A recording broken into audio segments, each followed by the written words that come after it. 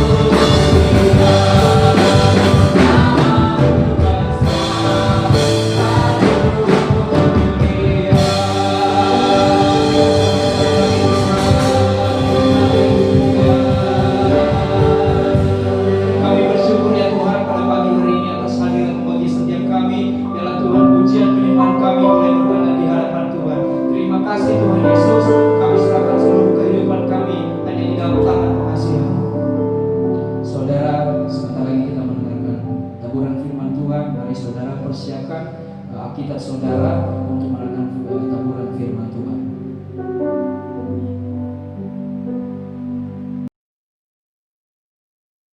Shalom Bapak Ibu, saudara-saudara, jemaat Tuhan yang saya kasihi di dalam Tuhan Yesus. Selamat pagi. Saya percaya bahwa pagi hari ini kita semua akan diberkati oleh kebenaran firman Tuhan. Persiapkan hati saudara, pikiran, dan Alkitab, supaya kita semua dapat belajar dari kebenaran firman Tuhan.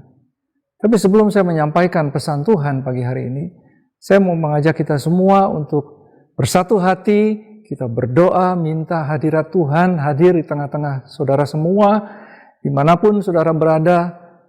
Mari kita satukan hati kita berdoa. Bapa, di dalam nama Tuhan Yesus, kami mengucap syukur untuk pagi hari yang indah ini, kalau kami bisa bertemu kembali dengan seluruh jemaat Tuhan yang Kau kasihi ya Tuhan, untuk mendengarkan pesan-pesan Tuhan, supaya setiap jemaat Tuhan, iman mereka boleh dibangkitkan, mereka boleh mendapatkan taburan kebenaran firman Tuhan yang membuat mereka terus bertumbuh di dalam kebenaran firman Tuhan. Kami berdoa biar Tuhan yang mengurapi setiap kami, supaya Roh Kudus yang membantu kami untuk kami menerima firman Tuhan, mengerti akan kebenaran firman Tuhan, dan Tuhan bukakan pewahyuan yang baru. Terima kasih Tuhan Yesus. Hanya di dalam nama Tuhan Yesus kami sudah berdoa dan mengucap syukur. Haleluya. Amin. Saudara yang saya kasih di dalam Tuhan, pagi hari ini saya akan menyampaikan pesan Tuhan dengan tema Tuhan Maha Hadir, atau Tuhan hadir di dalam setiap kehidupan kita. Saya mau mengajak saudara untuk kita membuka firman Tuhan, membuka Alkitab saudara di rumah, dari kitab Mazmur pasal yang ke-139, dari ayat yang ke-7 saya akan bacakan. Kemana aku dapat pergi menjauhi roh-Mu? Kemana aku dapat lari dari hadapan-Mu? Jika aku mendaki ke langit, Engkau di sana. Jika aku menaruh tempat tidurku di dunia orang mati, di situ pun Engkau. Jika aku terbang dengan sayap fajar dan membuat kediaman di ujung laut, juga di sana tangan-Mu akan menuntun aku, dan tangan kananmu memegang aku. Saudara yang saya kasih di dalam Tuhan, sebagai seorang pemazmur, tentunya Daud mengerti betapa maha hadirnya Tuhan di dalam kehidupan dia. Bahkan dia mengagumkan akan kehadiran Tuhan di dalam hidupnya. Kekaguman Daud disebabkan karena dia sering bergaul dengan intim bersama dengan Tuhan. Sehingga kekagumannya itu didasari oleh pengalaman-pengalaman yang dia alami di dalam kehidupannya, penyertaan Tuhan di dalam kehidupannya yang senantiasa menyertai hidup Raja Daud. Saudara yang berbahagia, kalau saudara melihat ayat yang ke-7, firman Tuhan berkata, kemana aku dapat pergi menjauhi roh-Mu? Raja Daud mengatakan, kemana aku dapat pergi menjauhi roh-Mu?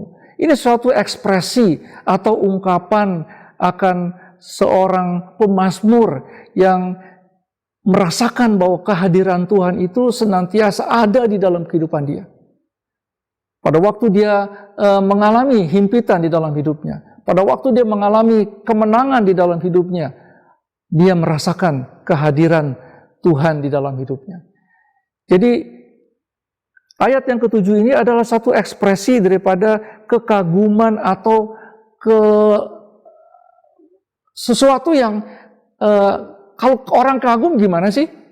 Kalau kita mengagumkan sesuatu, berarti kita tuh benar-benar merasakan wah luar biasa, sesuatu yang hebat gitu ya, sesuatu yang tidak biasa terjadi gitu.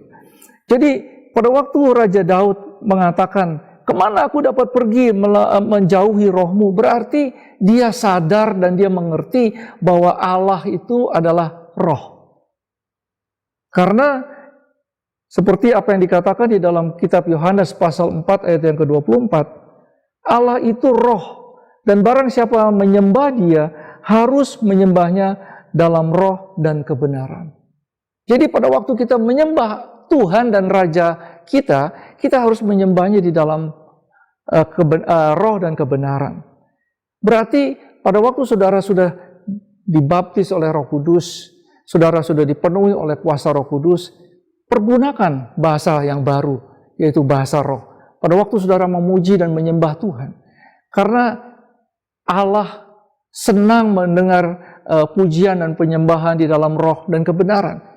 Pada waktu saudara memuji Tuhan di dalam roh dan kebenaran, berarti saudara sedang memuji Dia, mengagumkan kebesarannya, mengagumkan kejayaannya, mengagumkan bahwa Dia Raja di atas segala raja, bahwa Dia adalah Tuhan dan Allah kita yang hidup.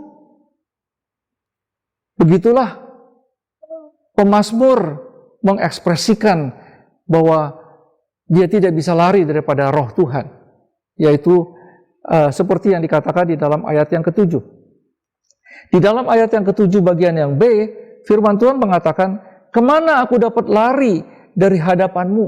Berarti kalau Tuhan itu maha hadir, berarti Tuhan itu ada di mana-mana. Dan dia ada setiap saat. Oleh karena itu, dia tahu apa yang sedang saudara kerjakan, dan dia tahu apa yang saudara sedang lakukan, apa yang saudara sedang perbuat. Oleh karena itu, pada waktu pemazmur mengatakan bahwa Tuhan itu maha hadir, berarti dia harus benar-benar hidup benar di hadapan Tuhan. Dia harus hidup sesuai dengan kebenaran firman Tuhan. Pada waktu kita tahu bahwa Tuhan kita itu maha hadir, berarti kita tidak bisa lagi hidup sembarangan, saudara. Kita harus hidup seturut dengan kebenaran firman Tuhan.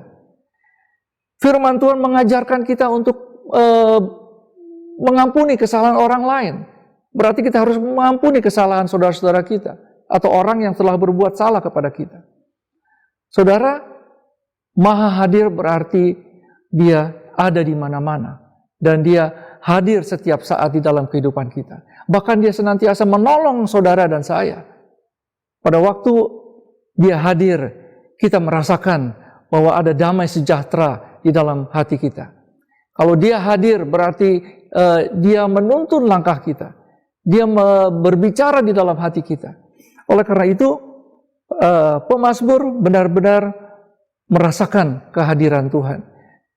Saudara-saudara yang berbahagia, di dalam kitab Mazmur pasal 139, ayat yang bagian yang ke-7 ini menjadi satu ayat yang luar biasa, saudara. Bayangkan pemazmur bisa mengatakan, bisa mengekspresikan bahwa Tuhan itu maha hadir. Berarti di dalam setiap kesibukan dia sebagai seorang raja, di dalam kesibukan dia sebagai seorang pemimpin, dia tetap merasakan kehadiran Tuhan di dalam hidupnya. Oleh karena itu, dia selalu berkomunikasi dengan Tuhan. Di dalam kesibukannya, dia senantiasa bertanya sama Tuhan. Sebelum dia bertindak, dia berkomunikasi dengan Tuhan. Dan dia menunggu jawaban Tuhan sebelum dia bertindak. Saudara, ada satu kesaksian di dalam kitab Mazmur tentang bagaimana Raja Daud mengalami kehadiran Tuhan di dalam hidupnya. Dan dia mengalami kemenangan di dalam hidupnya pada waktu dia mengalahkan orang Filistin. Di dalam kitab 2 Samuel pasal yang kelima ayat yang ke-17 sampai ayat yang ke-25. Ketika Raja Daud ini diurapi menjadi seorang raja atas Israel, lalu orang Filistin dia berencana untuk menangkap Raja Daud. Oleh karena itu, Raja Daud mendengar hal ini dan dia lari ke tempat pertahanan. Setelah dia lari ke tempat pertahanan, orang-orang Israel ini menyerang Raja Daud. Pada waktu Raja Daud mendengar bahwa mereka sedang diserang oleh orang Filistin, dia tidak bertindak apa-apa, tetapi dia menghampiri Tuhan dan dia bertanya kepada Tuhan. Saudara, ini sesuatu yang selalu dilakukan oleh Raja Daud. Pada waktu dia berada di dalam situasi yang krisis, dia selalu bertanya sama Tuhan. Karena apa? Supaya dia tidak bertindak di luar daripada kehendak Tuhan. Di dalam 2 Samuel pasal yang ke-18, dia mulai berkomunikasi dengan Tuhan. Tuhan, apakah aku boleh maju melawan orang Filistin? Apakah Tuhan akan menyerahkan orang Filistin ini kepada tanganku? Lalu Tuhan memberikan jawaban. Tuhan bilang, aku pasti akan menyerahkan mereka ke dalam tanganmu. Jadi pada waktu Raja Daud ini berkomunikasi dengan Tuhan, ada satu keintiman yang terjalin di dalam hubungan mereka berdua. Saudara, ini juga yang harus kita lakukan di dalam kehidupan kita sebagai anak-anak Tuhan. Di dalam kehidupan kita, kita tidak terlepas daripada persoalan di dalam hidup kita, kesulitan di dalam hidup kita. Tetapi pada waktu kita menghadapi kesulitan dan persoalan di dalam hidup kita, itu bukan berarti kita harus lari daripada persoalan kita. Tetapi kita harus menghadapi persoalan kita bersama dengan Tuhan kita Yesus Kristus. Saudara, pada waktu Raja Daud menghadapi orang Filistin dan dia menyerang orang Filistin, maka Tuhan memberikan kemenangan kepada Raja Daud. Dan orang Filistin itu lari pontang-panting. Pada waktu orang Filistin kembali melakukan penyerangan kepada Raja Daud dan rakyatnya, Raja Daud bertanya kembali kepada Tuhan. Di dalam 2 Samuel pasal yang ke-5, ayat yang ke-23, saya akan bacakan kepada saudara. Maka bertanyalah Daud kepada Tuhan, dan ia menjawab, Tuhan menjawab kepada Daud, janganlah maju, tetapi buatlah gerakan lingkaran sampai ke belakang mereka, sehingga engkau dapat menyerang mereka dari jurusan pohon-pohon kertau. Pada waktu kedua kali Raja Daud dan rakyatnya diserang oleh orang Filistin, Raja Daud pun bertanya kepada Tuhan, Tuhan, apakah aku boleh menyerang orang Filistin? Lalu Tuhan memberikan jawabannya. Di ayat yang ke-23, maka bertanyalah Daud kepada Tuhan, dan ia menjawab, janganlah maju, tetapi buatlah gerakan lingkaran sampai ke belakang mereka, sehingga engkau dapat menyerang mereka dari jurusan pohon-pohon kertau. Ayat yang ke-24, dan bila engkau mendengar bunyi derap langkah di puncak pohon-pohon kertau itu, maka haruslah engkau bertindak cepat, sebab pada waktu itu Tuhan telah keluar berperang di depanmu untuk memukul kalah tentara orang Filistin. Jadi dengan kata lain, bahwa pada waktu Tuhan bertindak, berarti Tuhan bertindak bukan Daud yang berperang pada waktu itu, tetapi Tuhan yang berperang dengan orang Filistin.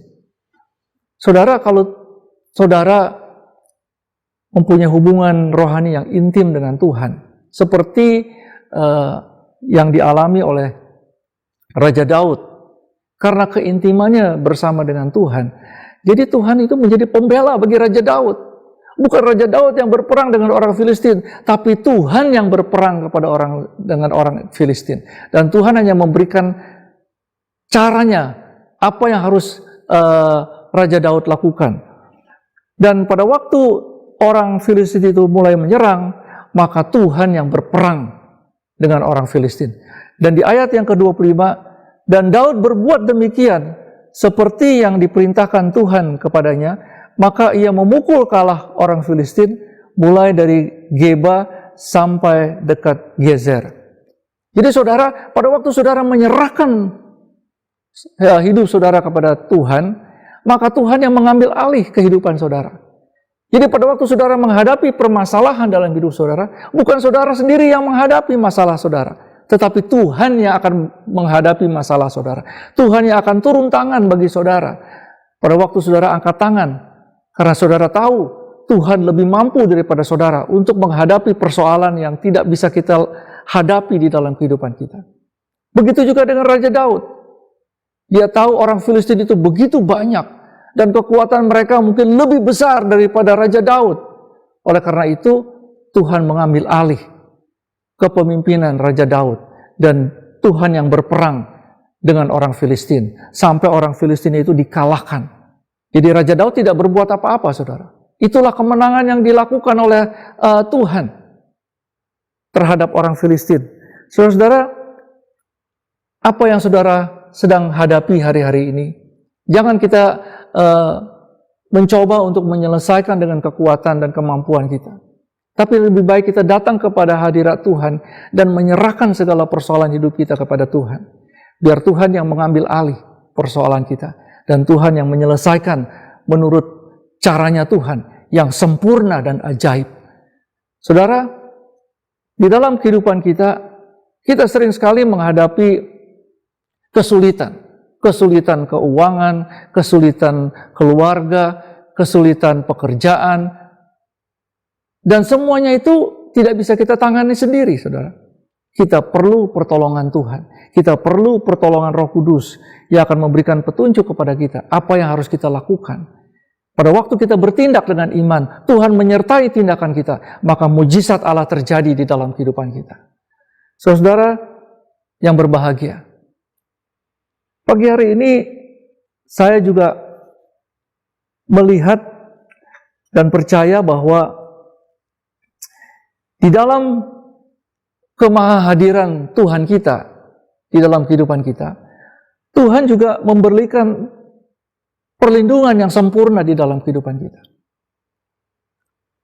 Di dalam kitab Mazmur pasal yang ke-34, ayat yang ke-20, firman Tuhan berkata, "Kemalangan orang benar banyak, tetapi Tuhan melepaskan dia dari semuanya itu." Seperti apa yang dialami oleh pemazmur. Begitu banyak persoalan di dalam hidupnya. Ya, sebagai seorang raja, sebagai seorang pemimpin dengan rakyat yang begitu besar, orang Israel. Tetapi Tuhan selalu menyertai langkahnya, dan Tuhan selalu memberikan kemenangan di dalam peperangan-peperangan yang harus dia hadapi dengan orang Filistin, dengan orang Amalek. Begitu juga dengan kehidupan anak-anak Tuhan. Pada waktu saudara diperhadapkan dengan musuh-musuh kita, ya, kita harus siap. Ya, kita harus menggunakan selengkap senjata Allah, yaitu ketopong keselamatan, baju sirah keadilan, ikat pinggang kebenaran, menggunakan perisai iman, dan menggunakan pedang roh, yaitu kebenaran firman Tuhan, dan kasut kerelaan untuk memberitakan Injil damai sejahtera. Saudara-saudara yang berbahagia, kita harus senantiasa menggunakan selengkap senjata Allah. Karena Allah sudah menyediakannya bagi kita. Dia sudah memberikannya kepada kita. Oleh karena itu, kita harus belajar mempergunakan selengkap senjata Allah. Kita harus baca firman Tuhan, supaya kita mengerti bagaimana menggunakan perisai iman. Bagaimana kita menggunakan pedang roh, yaitu kebenaran firman Tuhan. Kalau saudara jarang membaca firman Tuhan, bagaimana saudara bisa menggunakan firman Tuhan sebagai pedang untuk melawan, menghancurkan kubu-kubu si jahat, menghancurkan setiap serangan musuh? Oleh karena itu, kita harus sering membaca firman Tuhan, harus banyak baca firman Tuhan, makan firman Tuhan, dan merenungkan firman Tuhan siang dan malam, supaya hati kita dipenuhi oleh firman Tuhan. Saudara, kemalangan orang benar banyak. Jadi setiap orang benar itu akan mengalami kesulitan di dalam hidupnya, persoalan di dalam hidupnya. Tetapi selama orang itu hidup benar di hadapan Tuhan, Tuhan selalu memberikan pertolongan bagi mereka. Saya percaya bahwa kita punya Tuhan yang hidup. Kita mempunyai Tuhan yang setia. Kita mempunyai Tuhan yang berkuasa melepaskan kita dari segala kuasa-kuasa kegelapan. Kita mempunyai Tuhan yang sanggup melepaskan kita dari segala kesusahan, dari segala kesulitan, dari segala himpitan. Kalau saudara hidup benar di hadapan Tuhan, saudara mengasihi Tuhan, saudara melakukan apa yang Tuhan perintahkan di dalam hidup saudara, maka Tuhan tidak pernah terlambat memberikan pertolongan bagi saudara. Saudara, pertolongan kita datang dari Tuhan. Ya. Susah payah kita akan sia-sia, saudara, kalau saudara tidak mendapatkan pertolongan dari Tuhan. Saudara-saudara yang berbahagia, di dalam kita menghadapi kesulitan di dalam hidup kita, Tuhan tahu kemampuan, kekuatan setiap saudara dan saya. Oleh karena itu, Dia tidak pernah mengizinkan kita menghadapi persoalan atau pencobaan, kesulitan yang melebihi daripada kemampuan atau kekuatan kita. Dan Dia adalah Tuhan yang setia. Sebab pada waktu saudara menghadapi persoalan, Tuhan akan memberikan pertolongan bagi saudara. Sampai akhirnya saudara keluar lebih daripada pemenang. Saudara, jangan kita takut pada waktu kita diperhadapkan oleh persoalan dalam hidup kita. Karena persoalan itu bisa mendidik kita untuk kita lebih mempunyai iman kepada Tuhan kita Yesus Kristus. Lebih kita berharap kepada Tuhan Yesus Kristus. Karena melalui persoalan di dalam hidup kita, iman kita dikuatkan. Pada waktu saudara menghadapi persoalan, itu hanya untuk membuktikan kemurnian iman saudara. Oleh karena itu, jangan kita lari daripada persoalan. Tapi kita lari kepada Tuhan kita berseru-seru kepada Tuhan kita, minta pertolongan Tuhan. Pada waktu kita angkat tangan, Tuhan turun tangan memberikan pertolongannya bagi kita semua. Saudara, saya percaya apa yang tidak bisa kita lakukan, apa yang tidak mungkin bagi manusia, itu sangat mungkin bagi Allah. Oleh karena itu, kita harus menyerahkan segala persoalan di hidup kita ke dalam tangan kasih Tuhan. Karena Tuhan sanggup menyelesaikan, memulihkan segala persoalan, kesulitan, pencobaan di dalam hidup kita. Dengan caranya Tuhan. Ya. Pada waktu saudara tekun melakukan perintah-perintah Tuhan, maka Tuhan memberikan pertolongannya bagi kita semua. Jadi kita percaya apapun kesulitan yang kita alami, seberapa besar pun kesulitan yang kita alami, jangan kita takut, karena kita mempunyai Tuhan yang hidup, yang selalu lebih daripada sanggup memulihkan keadaan kita. Dan Dia lebih sanggup menyelesaikan persoalan di dalam hidup kita. Saudara, kita mempunyai keterbatasan, saudara. Tapi Tuhan tidak ada batasnya. Oleh karena itu, pada waktu kita berjalan bersama Tuhan kita Yesus Kristus, saudara akan mempunyai kekuatan yang luar biasa. Saudara akan mempunyai kemampuan yang luar biasa. Sebab saudara berjalan bersama dengan Tuhan kita Yesus Kristus. Tuhan kita yang hidup, Tuhan kita yang sanggup melakukan segala perkara. Dan Dia sanggup melakukan apa yang mustahil bagi manusia. Saudara, apa yang harus kita takuti? Kalau kita katakan bahwa kita mempunyai Tuhan yang maha hadir, berarti kita ini adalah miliknya. Kalau kita miliknya, kalau kita semua adalah miliknya Tuhan, berarti saudara dan saya akan disertai oleh Tuhan kita Yesus Kristus. Saudara, kita ini sudah menjadi miliknya Tuhan. Seperti apa yang dikatakan di dalam firman Tuhan, 1 Petrus pasal yang kedua ayat yang ke-9.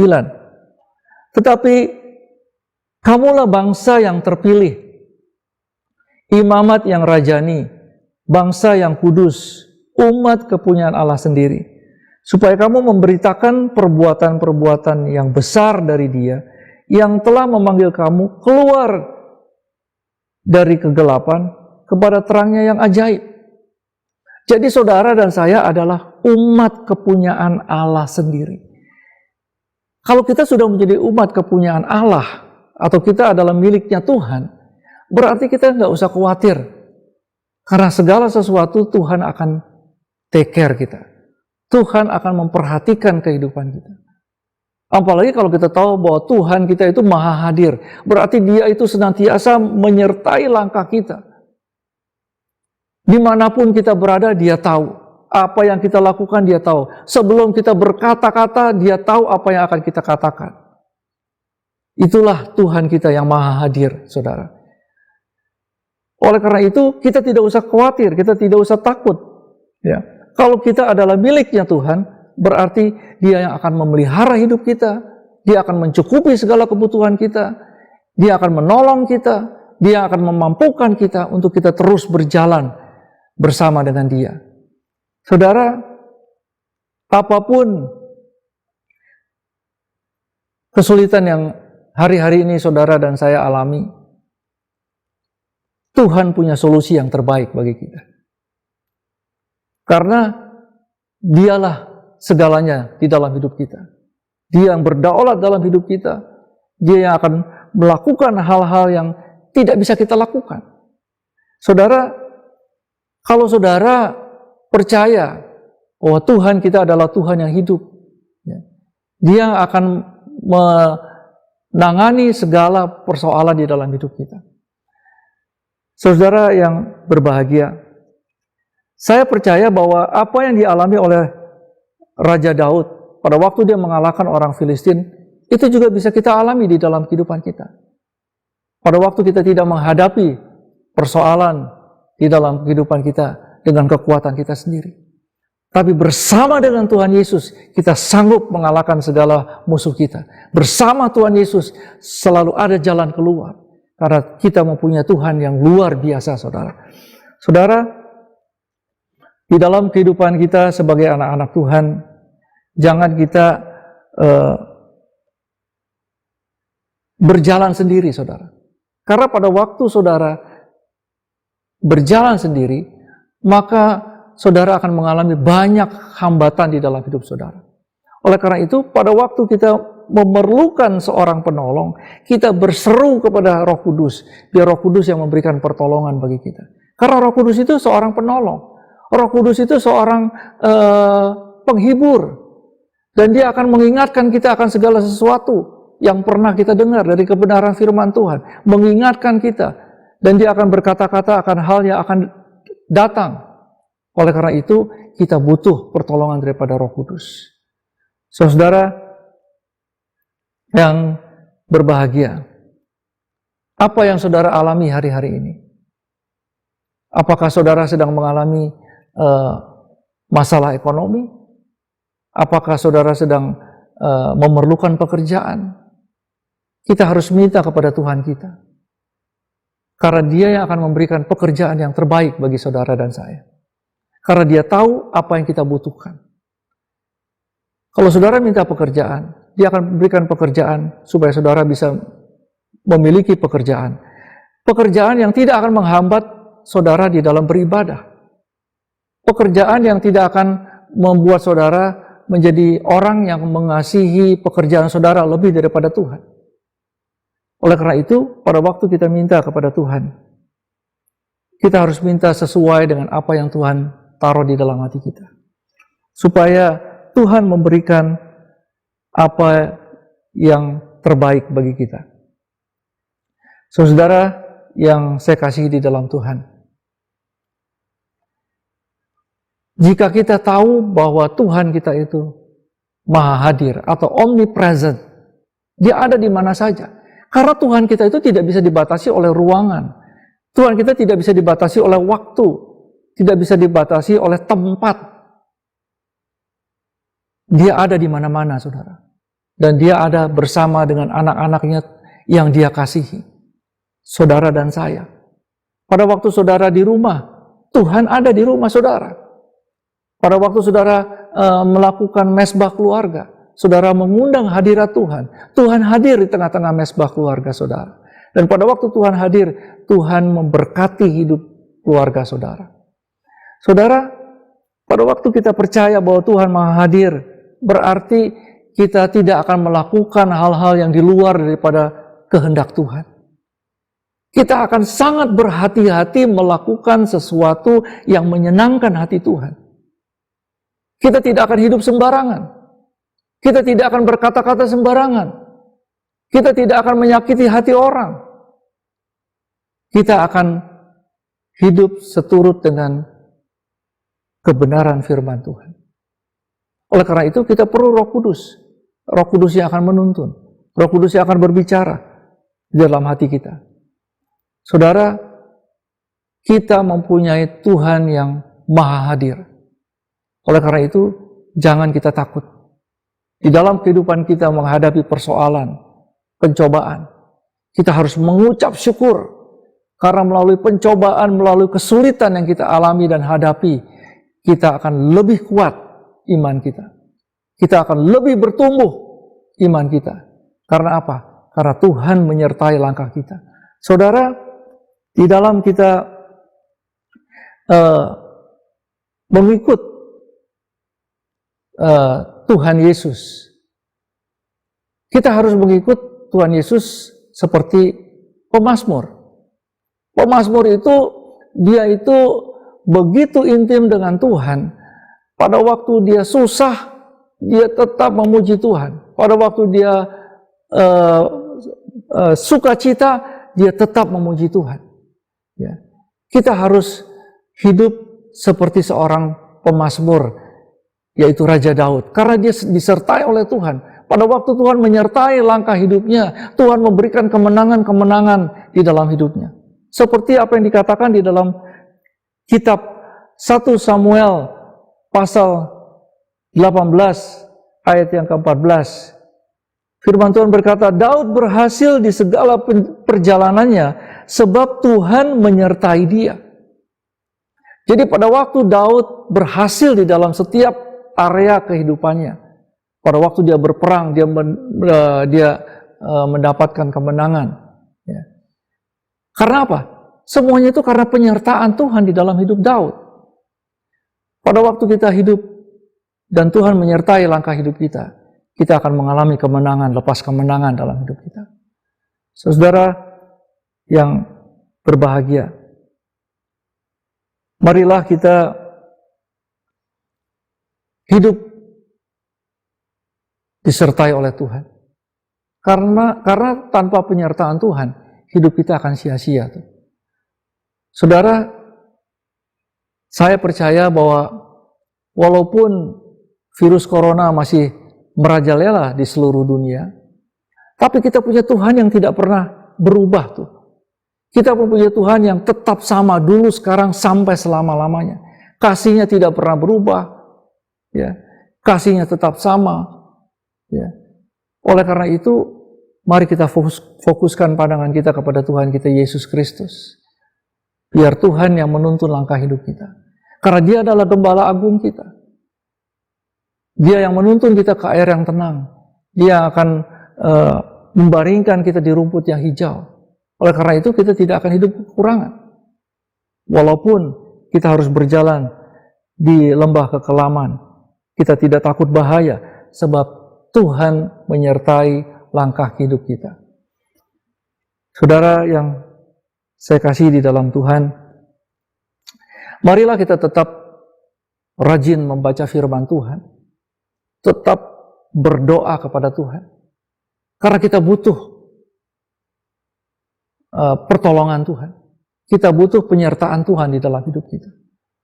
Renungkan firman Tuhan siang dan malam, supaya hati kita ini penuh dengan firman Tuhan.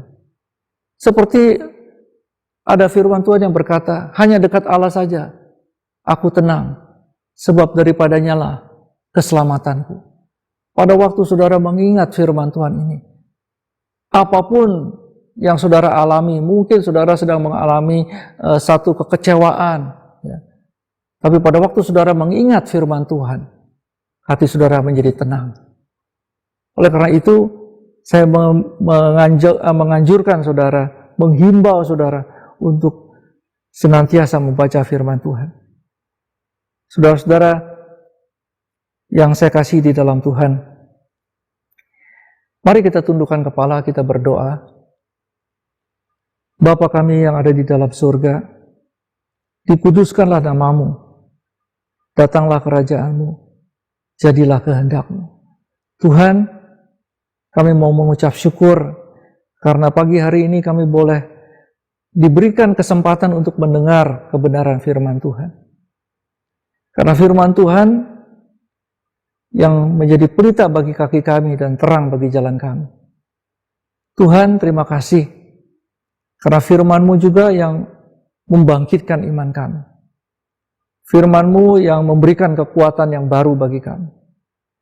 Kami bersyukur ya Tuhan, sebab kami tidak bisa berharap dari dunia ini, tapi pengharapan kami ada di dalam Yesus Kristus.